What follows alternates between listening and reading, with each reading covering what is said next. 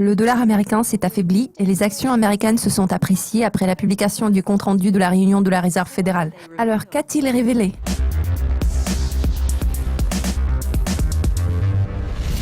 Le compte-rendu de la dernière réunion de la Fed n'a que très peu changé la perception du marché concernant le timing de la prochaine hausse de taux. Les responsables de la Fed ont maintenu inchangé le taux directeur pendant leur réunion qui s'est tenue avant le référendum sur le Brexit. Cet attentisme s'explique par l'incertitude sur le marché du travail et les préoccupations au sujet de la stabilité financière qui pèsent sur les perspectives économiques.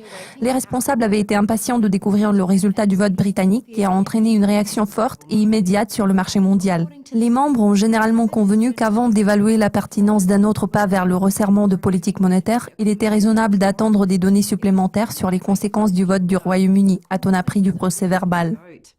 Le compte-rendu a également montré un ralentissement marqué de l'embauche aux États-Unis, ce qui s'ajoute aux raisons pour lesquelles la Fed a préféré laisser inchangés les taux d'intérêt le mois dernier. Le S&P 500 a réagi à cette publication en progressant de 5% vers 16 heures, heure de New York, ce qui a été sa 5e augmentation en 6 jours.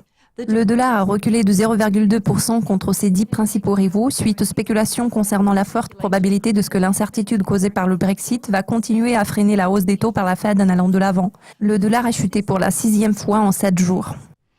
Joe Adams, gestionnaire de portefeuille chez BMO Global Asset Management basé à Chicago, a déclaré « La principale conclusion qui découle du procès-verbal est que la Fed est devenue encore plus incertaine, ce qui n'est pas étonnant vu la faiblesse des données sur l'emploi pour mai et le récent référendum au Royaume-Uni.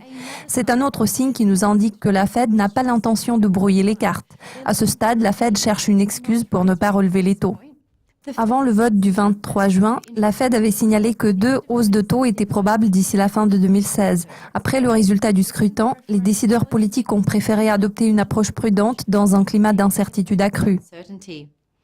Cela conclut la revue de presse dédiée à la politique monétaire de la Fed. Je suis Céleste Skinner. Restez à l'écoute de nos mises à jour régulières sur Dukascopy TV pour être au courant de tout ce qui se passe dans le monde de la finance.